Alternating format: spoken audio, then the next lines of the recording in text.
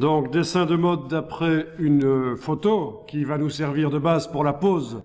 Donc, vous avez tapé ça dans la barre d'URL d'un navigateur. Et qu'est-ce qu'on obtient? Ceci qu'on peut télécharger.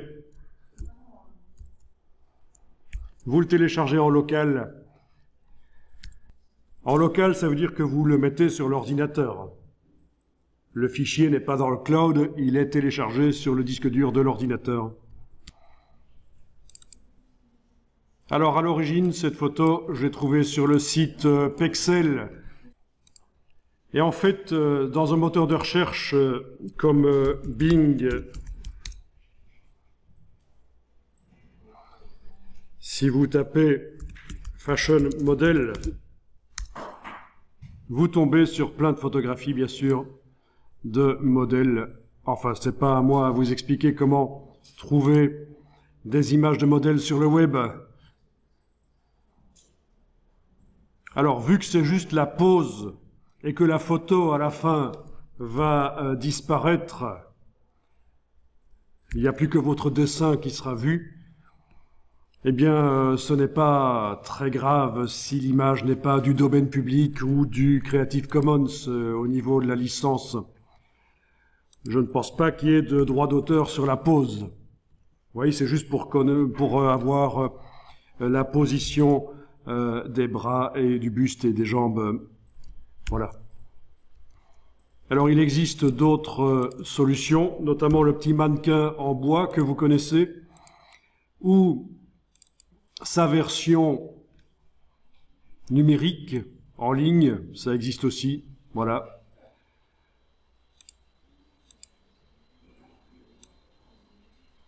D'accord? Mais voilà, je ne vous conseille pas particulièrement ce site-là, mais je vous montre qu'il existe des services en ligne ou des logiciels de 3D dans lesquels il y a des mannequins en bois comme ça qui permettent de faire des poses et de savoir donc un peu mieux les proportions, de faire quelque chose d'un peu plus correct. Ceci dit, pour le dessin de mode, vous savez que les proportions ne sont pas vraiment de rigueur puisque le nombre de fois que la hauteur de la tête va dans la hauteur du corps n'est pas réaliste. On vous a expliqué ça sans doute. Voilà, ici j'ai tapé dessin de mode proportion et vous avez toutes les informations et vous voyez clairement que dans le dessin de mode, la tête n'a pas une dimension réaliste par rapport au corps. C'est généralement fort allongé, fort longiligne, mais ce n'est pas obligatoire de le faire, mais disons que c'est une habitude. Voilà. Ce n'est pas réaliste. Normalement, la tête va, je pense, 7 fois dans la hauteur du corps. Ça doit être ça la réalité, mais là, vous voyez qu'on est ici à 9. Donc, voilà. Je ne jurerai pas que c'est 7 fois la tête dans la hauteur du corps, mais vous vous rendez bien compte que ce sont des dessins longilignes, peu réalistes au niveau des proportions.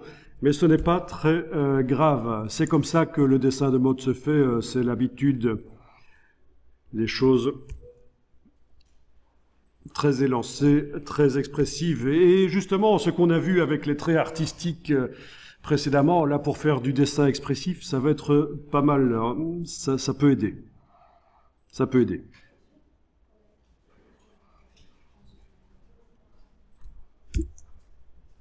Vous voyez, ce genre de choses, ça ressemble un peu à ce qu'on a fait. Des formes avec des motifs dedans, des contours, des traits de pinceau éventuellement. Mais il y a plein de manières de faire les choses. Hein. Il y a plein de manières de faire les choses, bien sûr. Moi, je vous ai montré une technique qui, en très peu de temps, le peu de temps qu'on avait, va vous permettre dans le logiciel d'obtenir normalement des résultats pas trop mal. Si j'avais beaucoup plus de temps avec vous, je vous aurais montré beaucoup plus de choses, bien sûr. Et donc voilà, vous avez votre image téléchargée. On va l'utiliser. Il n'est pas inutile de garder éventuellement l'image les documents plutôt Illustrator qu'on a fait précédemment, de les garder ouverts. Si votre ordinateur supporte d'importer à la fois cette photo dans Illustrator et d'avoir les documents précédents ouverts, laissez-les ouverts. Voilà, donc dans Illustrator, vous allez créer un nouveau document, A4, vertical, ici directement dans la boîte de création de nouveaux documents, vous pouvez indiquer que ça va être de la couleur RVB dans les options avancées. Voilà, je pourrais démarrer d'un fichier Illustrator, d'un document Illustrator dans lequel j'ai déjà mis sur un calque de fond un rectangle gris en fond pour me permettre de voir les formes blanches comme on avait vu au début. Oui, je pourrais faire ça, mais ici je fais un tout nouveau document. Alors, je clique sur Créer. Voilà, le document A4.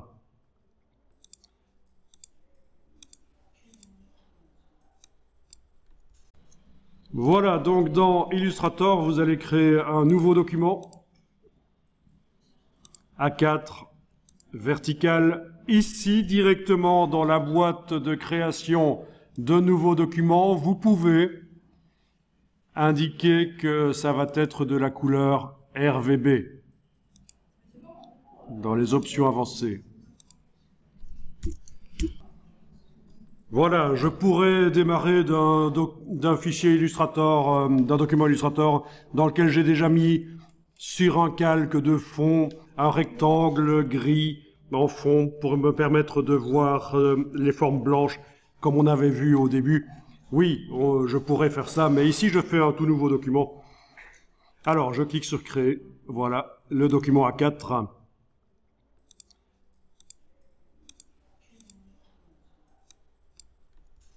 Alors, fichier importé, et vous allez chercher l'image.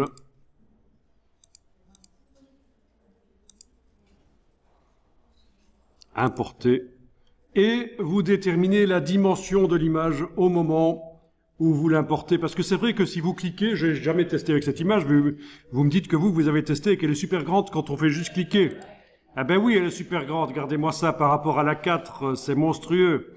Est-ce que ce serait pas peut-être une astuce du site web qui propose ces images pour vous obliger à télécharger l'image au départ de leur site web et laisser votre adresse mail? Ça, sans doute. Hein. Alors, je vais faire un CTRL-Z, j'annule, je rezoome sur mon A4, je refais fichier importé. Non, je veux dire le fait qu'elle soit super grande, qu'elle soit pré-réglée pour être super grande, à mon avis, il y a quelque chose derrière qui est là pour vous ennuyer expressément. Fichier importé, importé, cliquez, glissez, vous enfoncez le bouton à souris, vous gardez enfoncé, vous tirez, vous déterminez la dimension d'image sur la 4 vous-même. Voilà. Alors, l'image est sélectionnée. Vous allez dans la palette transparence. Menu fenêtre transparence. Et vous allez déterminer son opacité ici. Voilà, par exemple, je la mets à 50%, moi, à peu près 50%. On n'est pas à 1% près, ni même à 3 ou 4. Voilà, elle est transparente.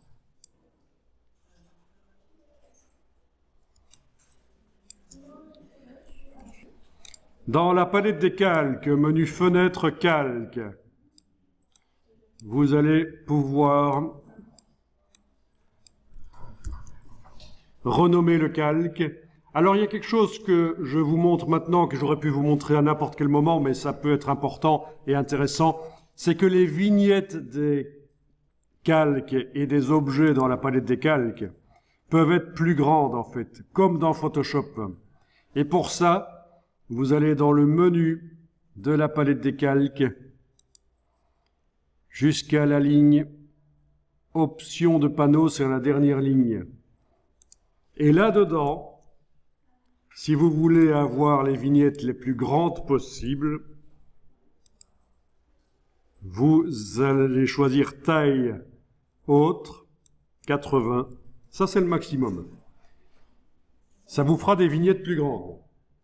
Mais attention, si vous avez beaucoup d'objets à gérer dans la palette des calques, ça pourrait être ennuyeux, vous serez peut-être amené à réduire la taille des vignettes par la suite.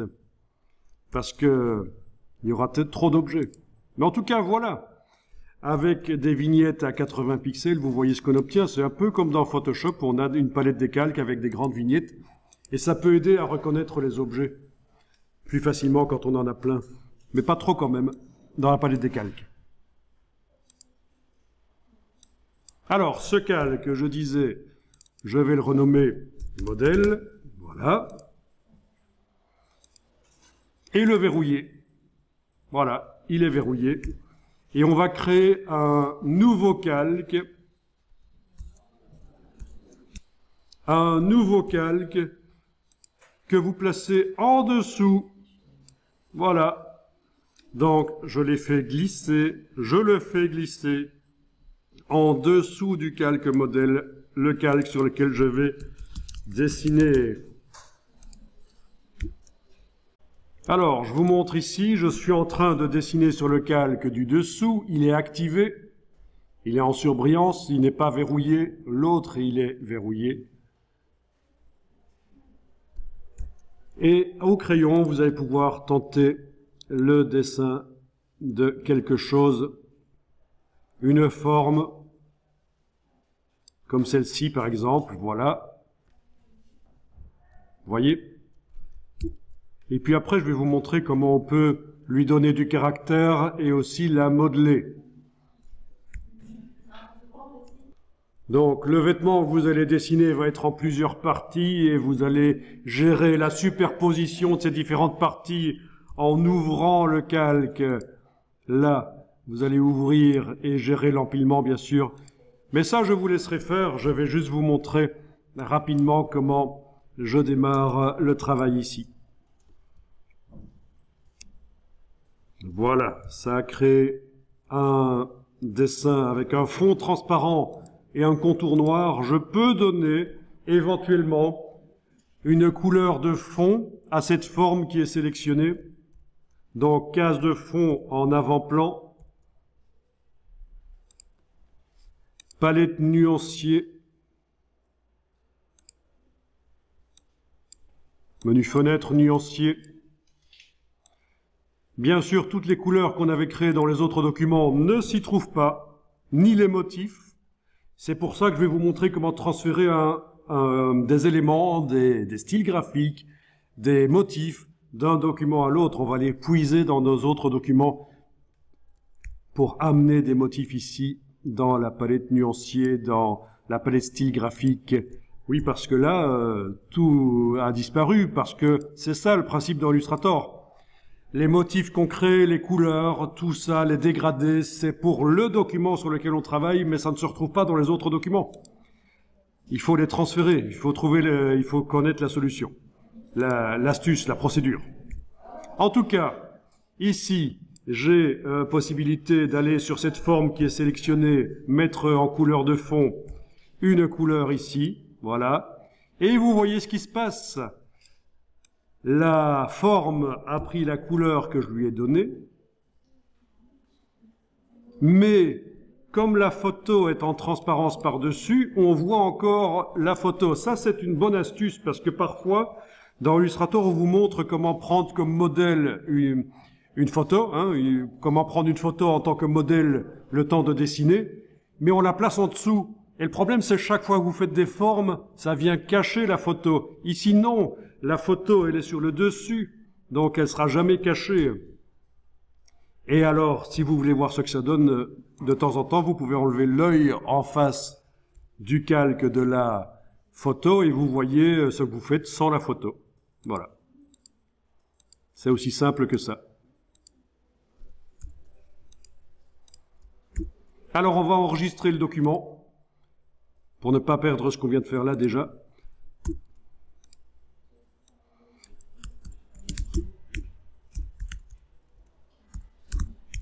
Je vais l'appeler dessin modèle 01, mais vous donnez le nom que vous voulez.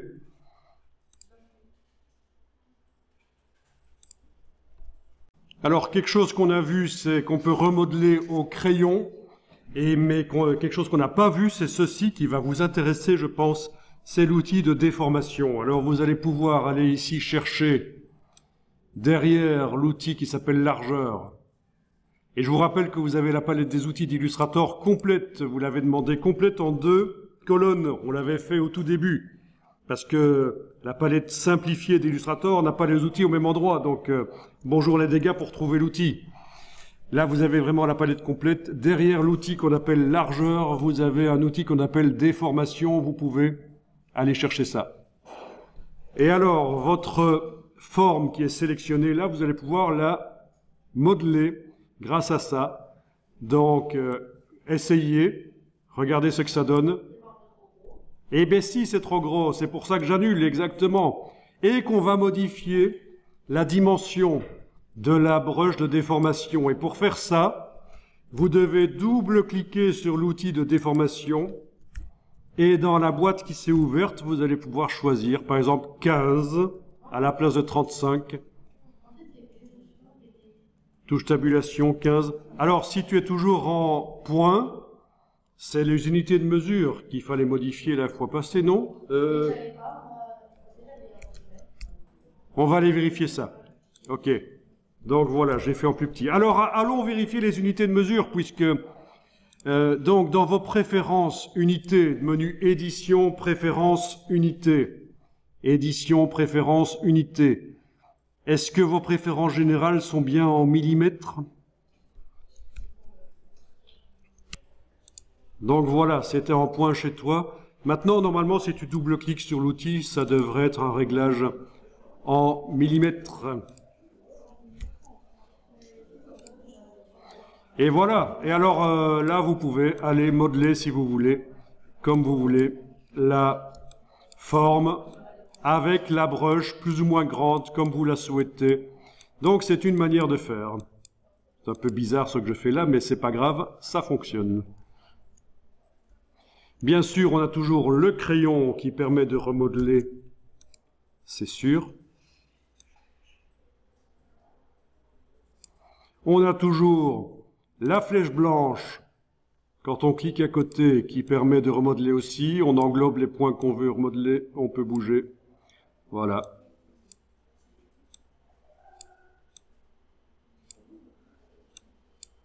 Waouh, j'annule. Ok, je clique à côté. Voilà.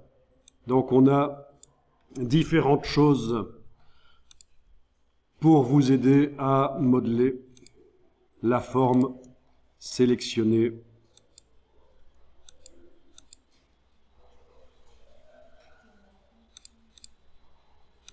Vous pouvez enregistrer quand c'est fait.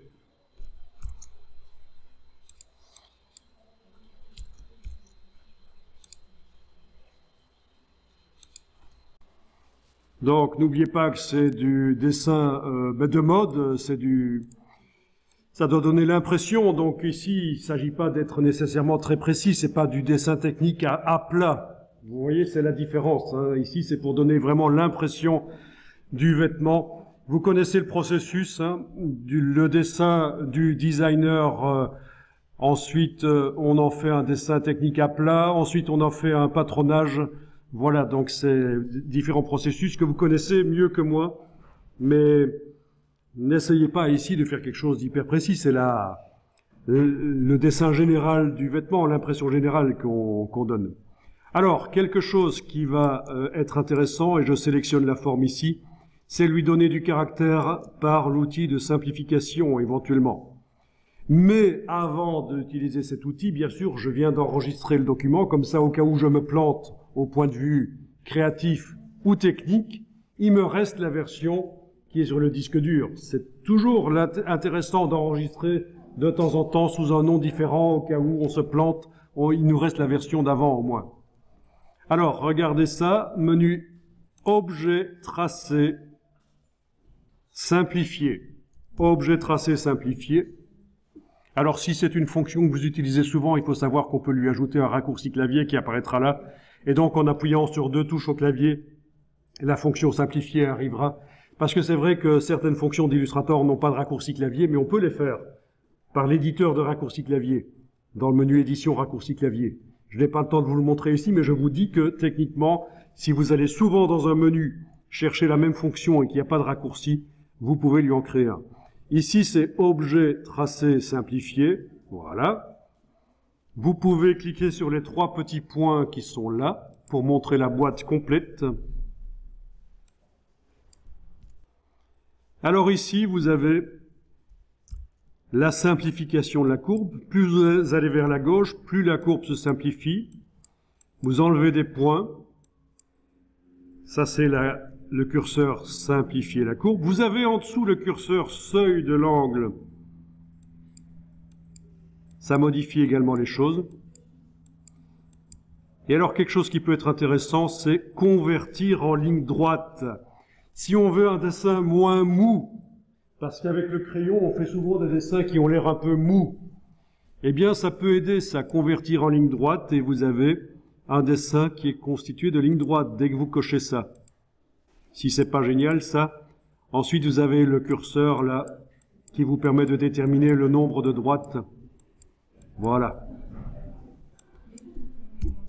Le nombre de droites. Donc, convertir en ligne droite, et le curseur ici permet de déterminer le nombre de droites. Si vous allez complètement à droite, avec le curseur, la forme disparaît. Finalement, ça devient une ligne, en fait. Oui. Donc, c'est pas très intéressant. Alors, vraiment une fonction super ici, de convertir des formes molles faites au crayon, les convertir en ligne droite, déterminer la précision qu'on veut. Et pour des dessins de mode, ça peut être sympa. Parce que ça vous fait des dessins avec du caractère, du punch. Mais je dis pas qu'il faut le faire systématiquement, je vous montre juste que c'est une possibilité. On aurait pu faire ça sur notre girafe précédemment aussi. Vous aviez une girafe, voilà. Vous voyez la girafe là? Vous l'ouvrez pas, je vous montre juste la girafe qu'on avait faite. Oui, elle est molle, quoi. Donc, objet tracé, simplifié. Je détermine, sans avoir l'option convertir en ligne droite cochée, je détermine le nombre de points, mais si je coche convertir en ligne droite, voilà, je peux obtenir des choses un peu plus design, et ça peut être sympa. Ça peut être sympa. Il faut vraiment trouver la bonne valeur. Voilà, transformation de la girafe molle en girafe à ligne droite. Regardez, je fais CTRL Z. J'ai la version de la girafe avant. Je fais CTRL SHIFT Z. J'ai la version droite. Donc, ça c'est quelque chose que j'avais pas eu le temps de vous dire. CTRL Z, ça permet d'aller en arrière. CTRL SHIFT Z permet de revenir en avant. Mais vous auriez pu le trouver par vous-même en allant dans Édition, Annuler, il est indiqué CTRL Z. Édition, Rétablir, il est indiqué majuscule CTRL Z. Donc c'est des raccourcis à connaître. C'est très intéressant pour voir l'avant et l'après. CTRL Z, CTRL majuscule Z. Donc aller en arrière, aller en avant. CTRL Z, CTRL majuscule Z, CTRL SHIFT Z. Voilà. Donc ça, je devais vous le dire aussi parce que c'est vraiment très intéressant. Je reviens sur le dessin du modèle ici. Et on va continuer rapidement l'explication. Le transfert d'un style existant que vous avez mis au point ailleurs, le transférer dans le document ici. Alors je vous montre. Tiens.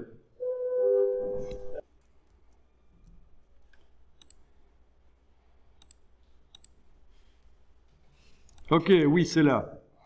Alors,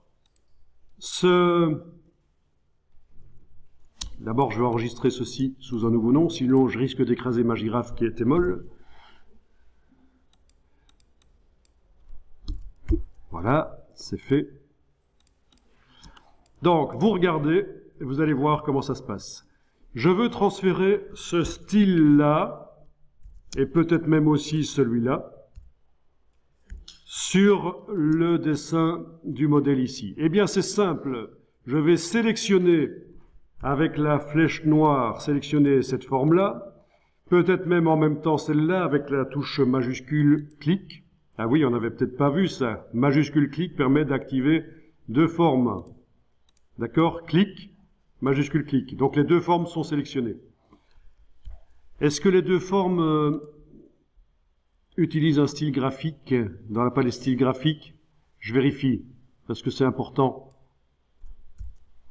Cette forme-là, si je la sélectionne seule, est-ce qu'elle crée un style graphique? Eh ben non, tiens, je vais en faire un, la voilà. Et celle-là? Oui, c'est celui-là.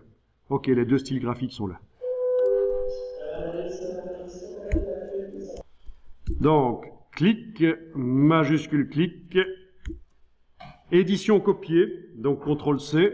Je vais dans le document ici que je suis en train de faire. Je vais me mettre sur le côté là, je zoome, je me mets sur le côté, ça va être collé au centre là. Donc en principe, les styles graphiques vont arriver là. En principe, on va voir. Je colle, ils sont pas arrivés, dommage. Par contre, on a certainement dans le nuancier. Oui, ce qu'il faut ici. Bon, je vais réessayer. Je vais aller en arrière là, je vais réessayer une forme à la fois. D'abord le triangle, voyons un peu, je le sélectionne, je le copie, je le colle ici. Ah non, il n'a pas voulu transférer le style graphique, c'est ennuyeux, c'est pas grave. On va y arriver quand même. En principe, ça devait transférer le style graphique, mais c'est pas grave, une fois que les formes sont là, elles n'ont pas changé d'aspect par rapport à ce qu'elles avaient dans l'autre document. Donc il suffit que j'en sélectionne une, style graphique. Le voilà. L'autre forme, style graphique, le voilà. Ok, les styles graphiques sont là. Je peux supprimer les deux formes que j'ai collées. Voilà, je peux donc aller sur cette forme-ci, appliquer le style graphique là ou l'autre. Et voilà. Et ça marche. Et qu'est-ce que ça donne quand on enlève la photo? Voilà. Et bien sûr, on peut aller modifier dans la palette aspect, quand cette forme est sélectionnée, le zigzag ou pas, la valeur de zigzag, la valeur de zigzag sur le fond aussi, enfin tout ça est modifiable. Voilà, voilà. Le zigzag, est-ce qu'il faut vraiment, si j'enlève les yeux en face, pendant que la forme est sélectionnée, j'enlève les yeux en face des zigzags? C'est peut-être pas plus mal sans le zigzag sur le contour. Enfin voilà, c'est vous qui voyez. Vous avez réussi à transférer un style graphique d'un document à l'autre. Le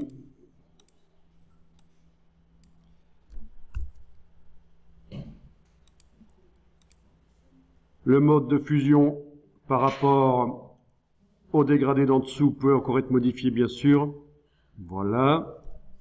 Le dégradé d'en dessous lui-même peut encore être modifié. Enfin, c'est vous qui êtes aux commandes, en fait. Hein. Voilà. C'est vous qui êtes aux commandes pour arriver à faire vos designs.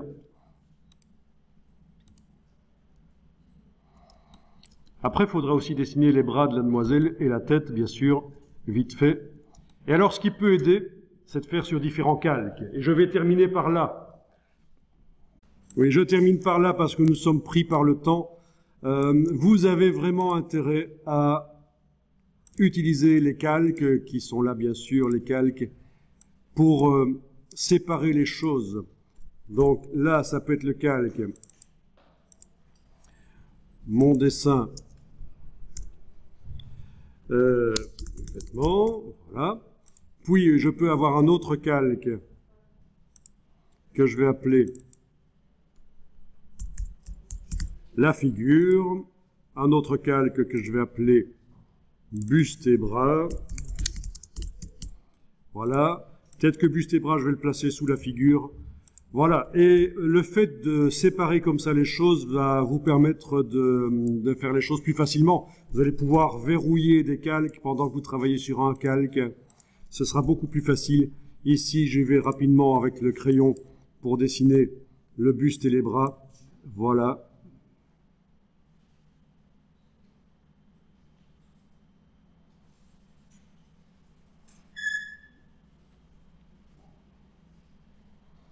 Ok.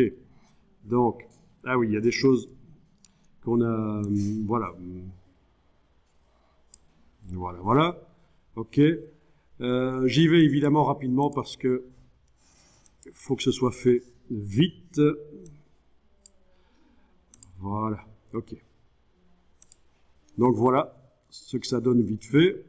Ça peut être réglé, bien sûr, pour qu'elle ait l'air un peu plus normale. Et n'oubliez pas que vous avez le objet tracé simplifié qui peut aussi vous aider à stylifier les choses en transformant éventuellement en droite. À vous de voir. Voilà. Je travaille maintenant sur le calque de la figure que je déverrouille et je verrouille le calque du buste. Je réaffiche la photo du dessus. Enfin voilà le principe, c'est travailler par calque pour que ce soit plus facile. Voilà, etc., etc. Et avec les yeux, les oreilles vite fait. À vous de voir aussi quel degré de précision vous voulez. Voilà.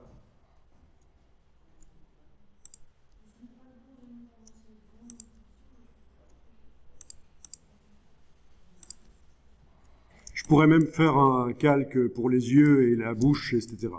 Pour éviter de travailler sur le même calque que pour le visage. Voilà.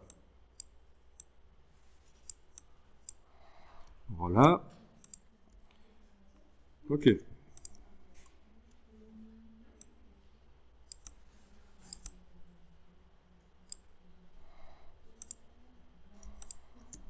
Voilà le principe. Après, c'est vous les pros qui allez passer du temps à faire ça convenablement.